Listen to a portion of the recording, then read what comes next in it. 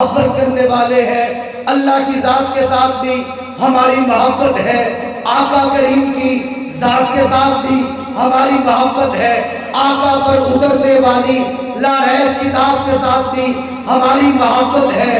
قابل قدر دوستو، صحابہ کرام جنہوں نے اپنے سینے میں اللہ کے محبوب پیغمبر کے فرامین کو اتارا، اللہ کے قرآن کو اپنے سینے میں محفوظ کیا، آمنہ کے در یتیم سے مستفید ہوتے رہے۔ صحابہ کی مقدس جماعت سے بھی ہماری محبت ہے۔ صحابہ کرام کے بعد آل بیت اطہار جنہوں نے آقا کریم کی اندرونی زندگی کو محفوظ کر کے امت کے حوالے کیا، آل بیت کے ساتھ بھی ہماری محبت ہے، اولیاء کرام کے ساتھ بھی ہماری محبت ہے، اور ائمہ اربعہ کے ساتھ بھی ہماری محبت ہے۔ قابل قدر دوستو، ہم تو ہیں ہی محبت والے، ہم تو ہیں ہی پیار والے، اور ادب پہلا کرینہ ہے محبت کے کرینوں میں ہم اپنے اکابر کے ساتھ بھی محبت رکھتے ہیں، علماء کے ساتھ بھی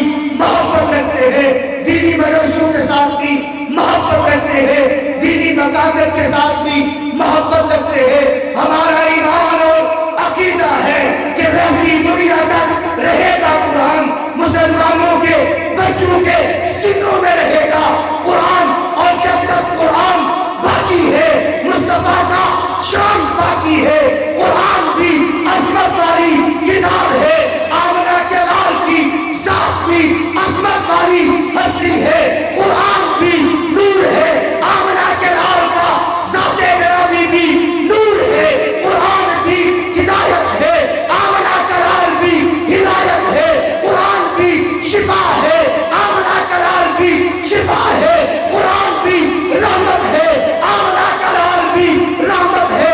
اس لیے جو شان اللہ نے آمنہ کے در یتیم کو دیا ہے وہ کسی اور کو نہیں دیا، جو مقام آمنہ کے لال کو دیا ہے وہ کسی اور کو نہیں دیا، جو بلندی آمنہ کے در یتیم کو دی ہے وہ کسی اور کو نہیں دی۔ اللہ نے باقی انبیاء کو نبوت عطا فرمائی ہے، آمنہ کے لال کو نبوت بھی دی ہے، تو ختم نبوت بھی دی ہے۔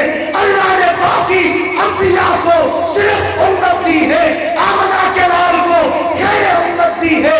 باقی انبیاء کا کلمہ ان کی امتوں نے پڑھا ہے، میرے معبود پہ کلمہ نبیوں نے پڑھا ہے، باقی انبیاء نے بھی امامت کروائی ہے، آمنہ کے لال نے بھی امامت کروائی ہے، باقی انبیاء نے امامت امتوں کی کروائی ہے، آمنہ کے لال نے امامت نبیوں کی کروائی ہے۔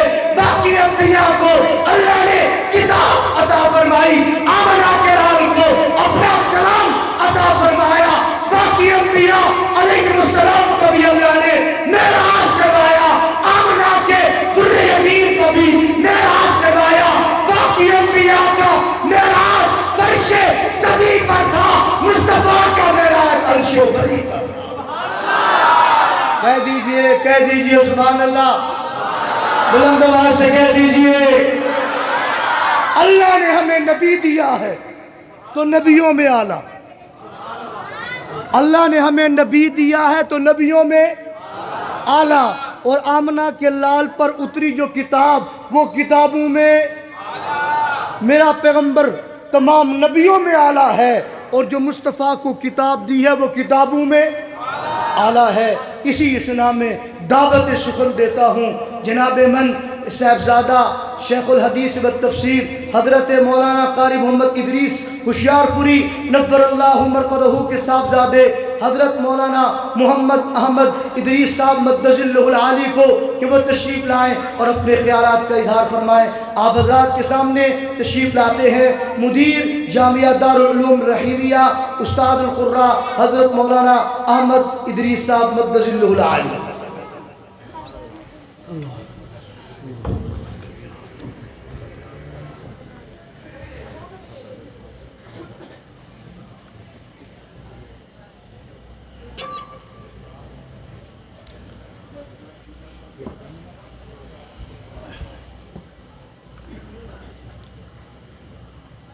الحمد للہ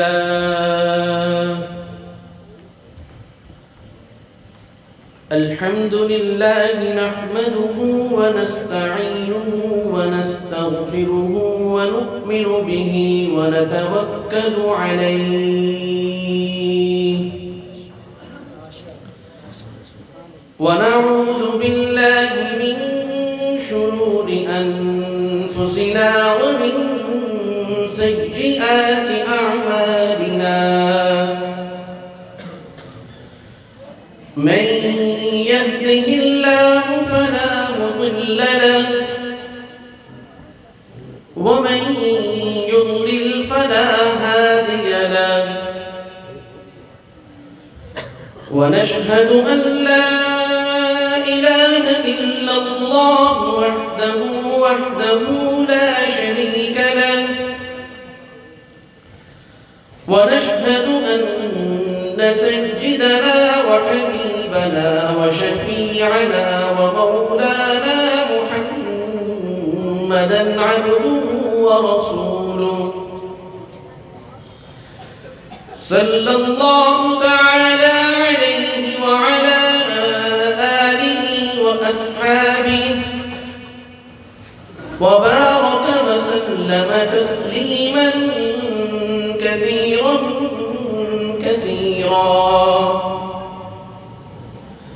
أما بعد فأعوذ بالله من الشيطان الرجيم بسم الله الرحمن الرحيم إنا نحن نزلنا الذكر وإنا له لحافظون صدقت يا ربنا ويا رب العالمين.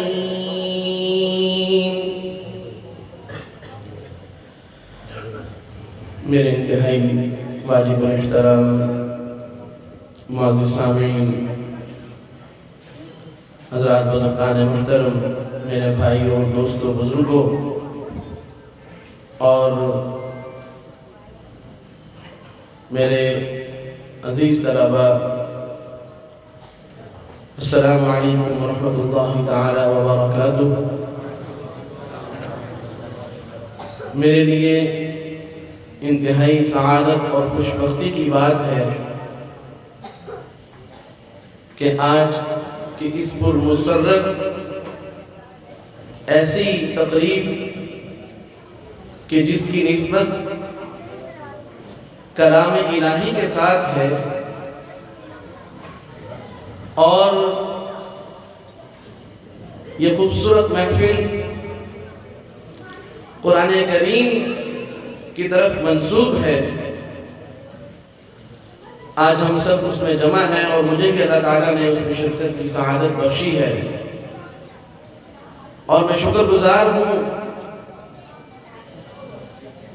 ہمارے رحیمی سلسلے کے ایک ایسے مدرسہ کے ذمہ دار اور ہمارے حضرت والد ماجد نبر اللہ مربدہ رحمہ اللہ رحمتا واسعتا کاملہ کہ ان کے محبوب شاگرد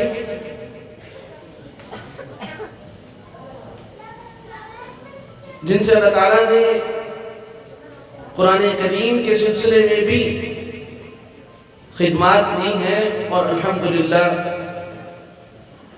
درجہ کتب کے اندر بھی درس نظامی کے سلسلے میں بھی الحمدللہ اللہ تعالیٰ نے ان کو جوڑے رکھا ہے اور اس سلسلے میں بھی اللہ تعالیٰ نے ان سے خدمات دی ہیں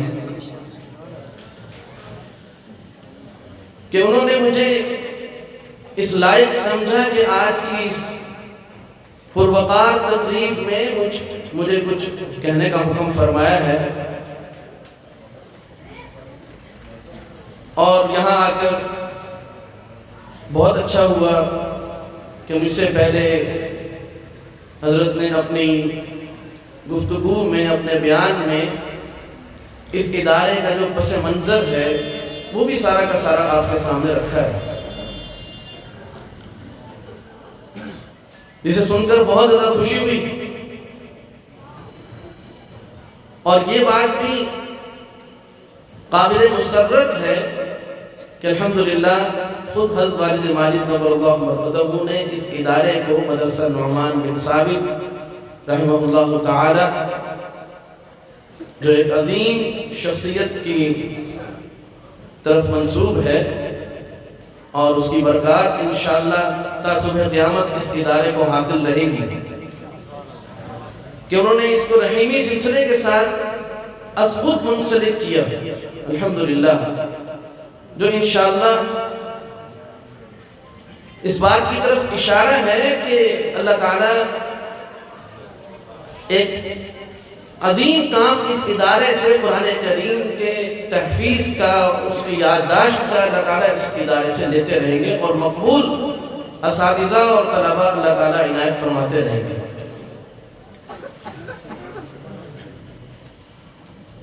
حضرت نے ایک اپنے گفتگو میں اپنی ایک تمنا کا اظہار فرمایا ہے کہ بھائی میں یہ چاہتا ہوں کہ آج اس ادارے کو مزید ترقی کے لیے اللہ تعالیٰ میرے دل میں کوئی بات القاء فرما دے۔ تو سچ یہ ہے کہ حضرت نے اپنی تمنا کا اظہار بعد میں کیا ہے، اور ان سے پہلے اس بچے نے بھائی محمد حافظ قاری محمد صوبان سلمہ نے قرآن کریم کی اس طرح تلاوت کی، جمع کہتے ہیں اس کو، اور الحمدللہ ہم نے بھی خیر مدارس میں حضرت قاری محمد اسحاق صاحب رحمہ اللہ کے پاس 2 سال قرأت اشرف پڑھی، تو خیر مدارس کے جلسے میں اسی طرح جمع میں مجھے بھی تلاوت کی اللہ پاک نے سعادت دی تھی۔ تو میرے دل میں اسی وقت یہ بات آئی کہ اب اس مدرسہ نعمان بن ثابت میں ماشاءاللہ دیکھنے میں یہ چھوٹے چھوٹے بچے، چھوٹی عمر کے بچے نظر آ رہے ہیں، ان کے لیے ایک ایسے استاذ کا بھی انتظام ہونا چاہیے کہ یہ بچے یہاں سے قاری بن کر نکلیں، اور یہ آج کے دور میں اس کا انتہائی فقدان ہے۔ ماشاءاللہ اس بچے نے انتہائی پر اعتماد لہجے میں اور پر اعتماد طریقے سے پڑھا، اور ضرورت ہے اس بات کی کہ عوام میں اس اہم دینی سلسلے کی شناسائی ہو، اور جو ایک دوری ہے عوام، بہت سارے لوگ واقعات آپ نے سنے ہوں گے، امام صاحب نے نماز میں ملک یوم الدین پڑھ لیا تو لوگوں نے مسئلہ پوچھنے شروع کر دی کہ نماز ہوئی ہے کہ نہیں ہوئی، انہوں نے مالک ہی نہیں پڑھا، ملک ہی پڑھ لیا، جس سے یہ بات معلوم ہوئی کہ لوگوں کو معلوم ہی نہیں ہے کہ بھئی یہ غلط نہیں ہے، بلکہ اس کے ترجمے میں اور زیادہ خوبصورتی آ گئی ہے۔ ہم جب جلالین شریف پڑھتے ہیں تو اس میں ان اختلافات پر باقاعدہ گفتگو ہوتی ہے کہ قرآن کریم جو مختلف اس کے الفاظ کے اندر تبدیلی آتی ہے تو اس کے معنی کے اندر بھی تبدیلی آتی ہے۔ اگر امام حفص فلاں آیت کو، فلاں لفظ کو اس طرح پڑھتے ہیں اور امام ورش یوں پڑھتے ہیں تو دونوں میں معنی کا کیا فرق ہوا؟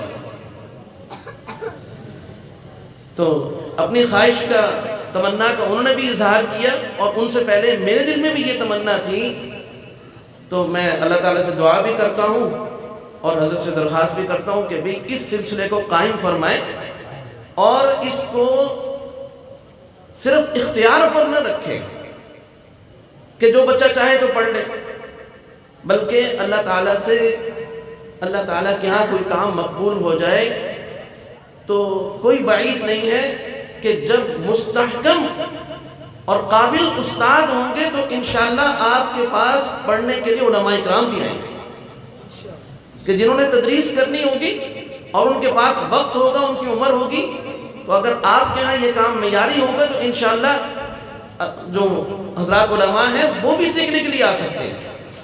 تو صرف اختیار پر نہ رکھا جائے، بچوں کو اس کی ترغیب دی جائے اور اس کام کی تشہیر کی جائے اور اس کی ترغیب بھی دی جائے۔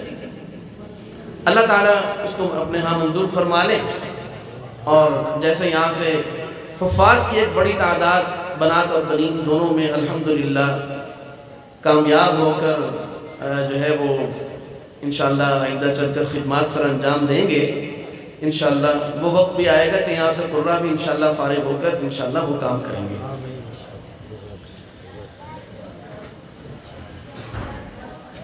اس ابتدائی اور تمہیدی گفتگو کے بعد آج کی اس مجلس کے لیے جو بات میں عرض کرنا چاہتا ہوں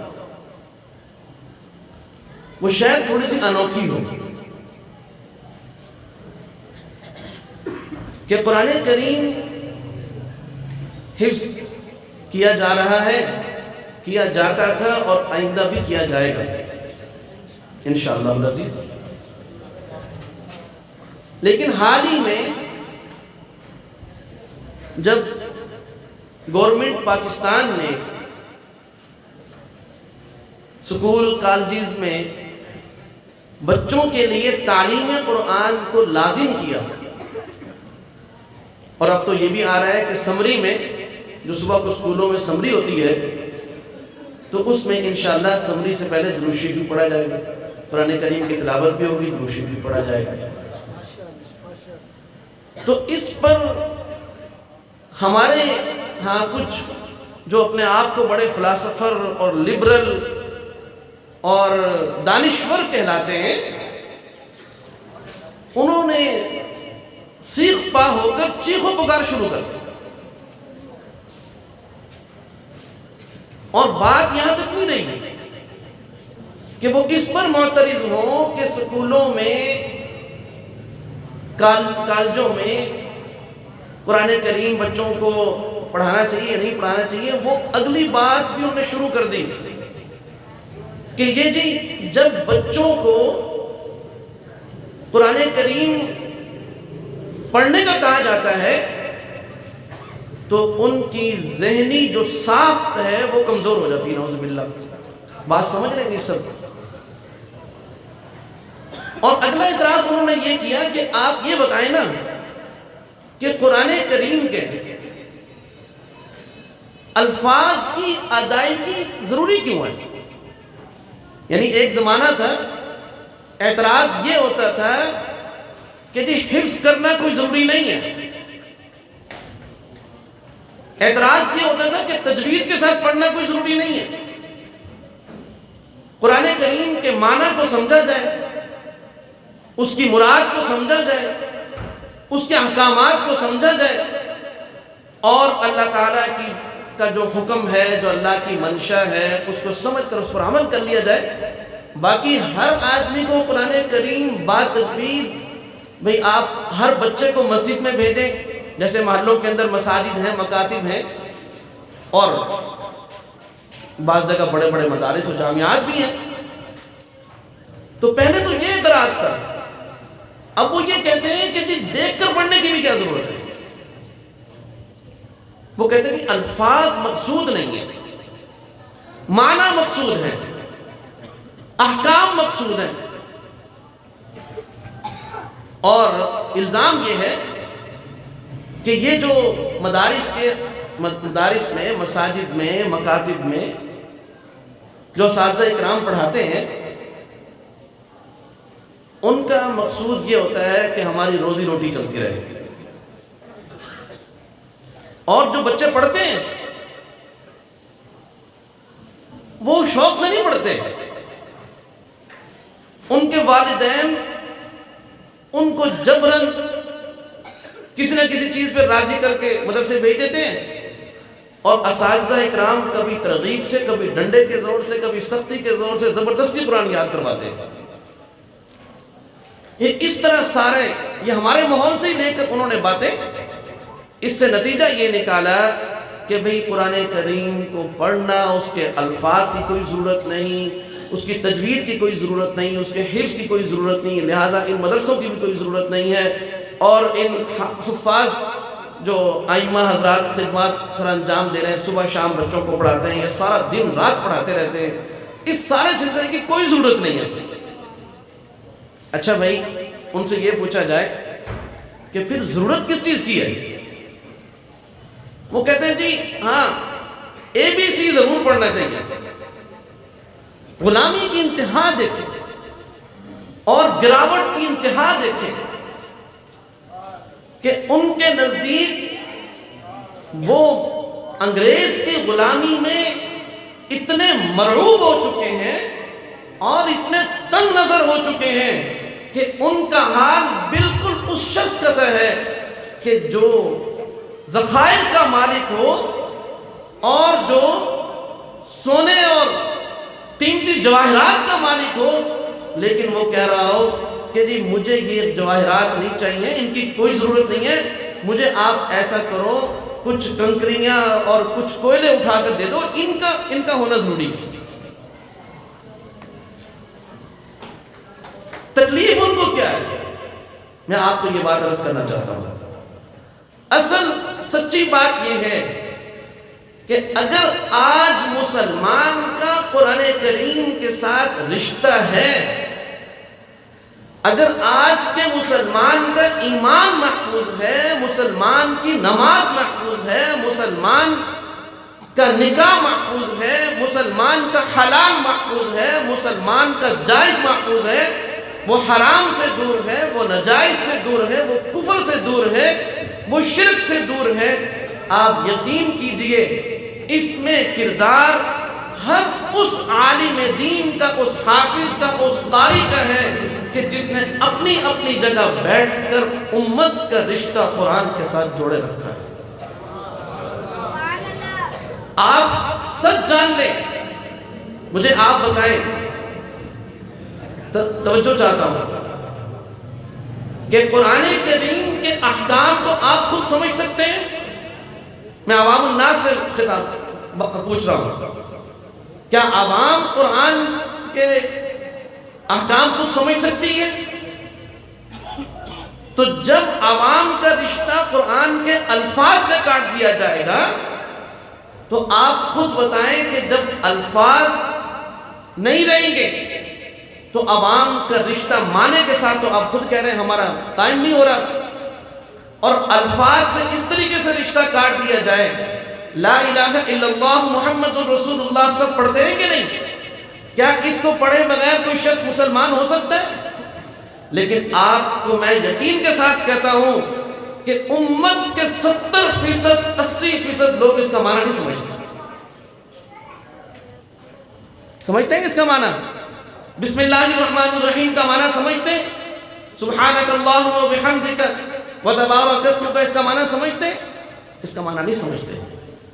وہ بات بڑی خوبصورت کر رہے ہیں کہ مقصود احکام ہیں، مقصود دین پر عمل کرنا ہے، تم الفاظ پر کیوں زور دیتے ہو؟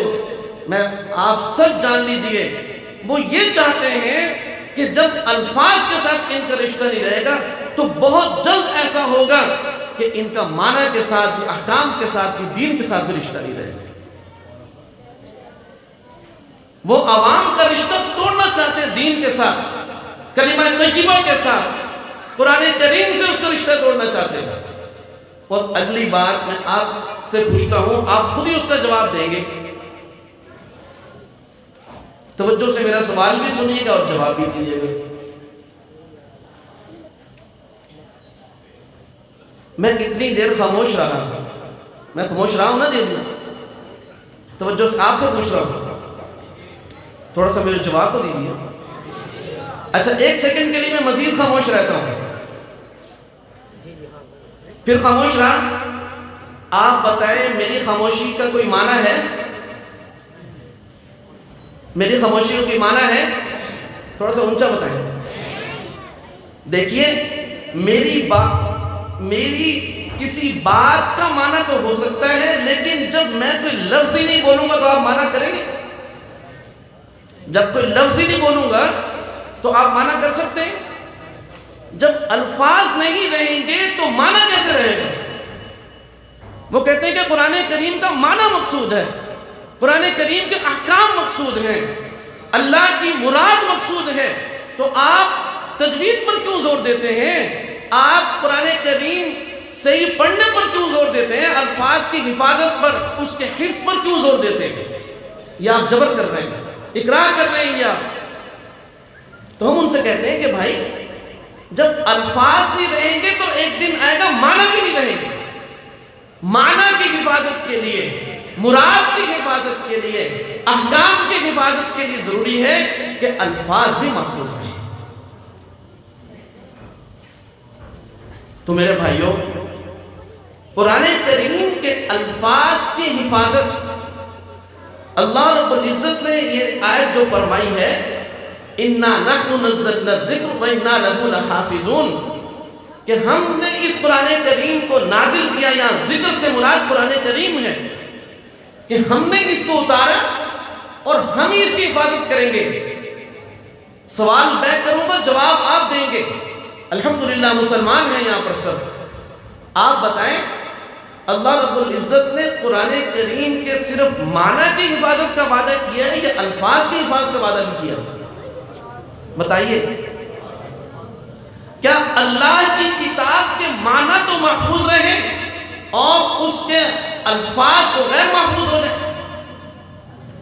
یہ کیسی حفاظت ہوئی؟ کامل حفاظت یہ ہوتی ہے کہ جس شے کی، جس چیز کی حفاظت کا وعدہ کیا جا رہا ہے وہ شے، وہ چیز پوری طرح محفوظ ہو، نہ یہ کہ ادھوری محفوظ ہو. آپ کو کوئی آدمی قلم دے دے، آپ اس قلم کے ظاہری جو اس کا خول ہے اس کو اٹھا کر تو آپ باہر پھینک دیں اور آپ کہیں جی اندر جو جس چیز سے لکھا جاتا ہے اس کو میں نے محفوظ کر لیا، اس کے خول کو میں نے پھینک دیا. آپ نے حفاظت کی یا نہیں کی؟ حفاظت نہیں. آپ کو یہ کہا جائے گا کہ آپ نے اس امانت کی حفاظت نہیں کی.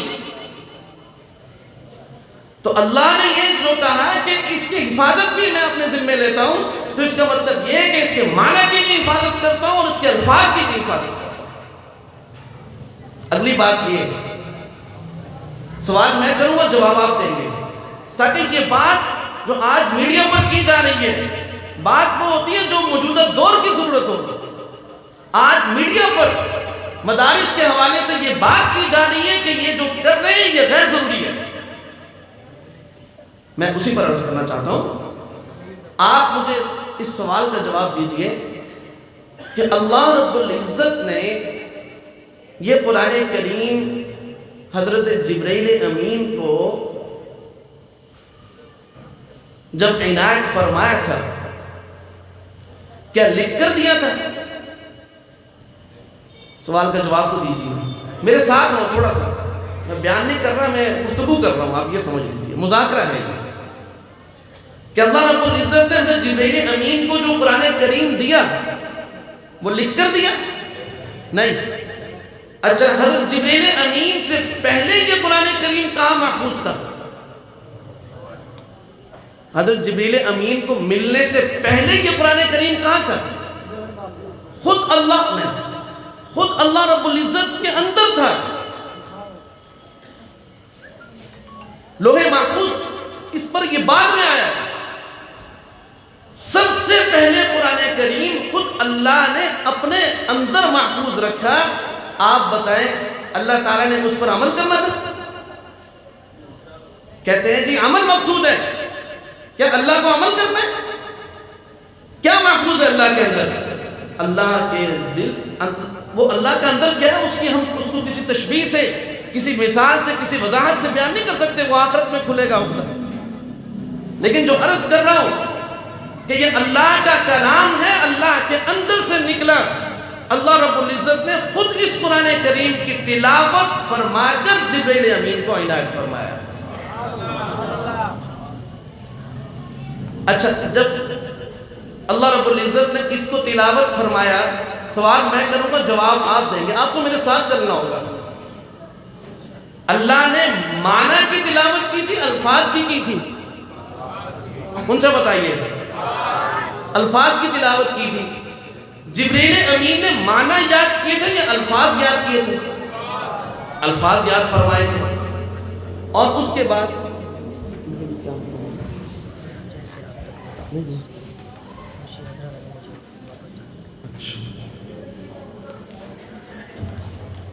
تو عرض یہ کر رہا تھا میں، پھر حضرت جبرائیل امین وہ رسول اللہ صلی اللہ علیہ وسلم کے پاس جب قرآن کریم لے کر آئے تو انہوں نے الفاظ کی صورت میں آپ کو قرآن کریم دیا تھا یا صرف اس کے معنی سمجھنے کا کہا تھا؟ الفاظ کی صورت میں دیا تھا. اور رسول اللہ صلی اللہ علیہ وسلم جب قرآن کریم کو سنتے تھے، سن کر آپ اس کے الفاظ کو یاد رکھتے تھے یا صرف اس کے معنی اور احکام یاد فرماتے تھے؟ رسول اللہ صلی اللہ علیہ وسلم اس کے الفاظ کو یاد فرماتے تھے اور اس کے معنی اور مفہوم اللہ رب العزت آپ کو سمجھا دیتے تھے کہ اس کے معنی اور مفہوم یہ ہے. اور پھر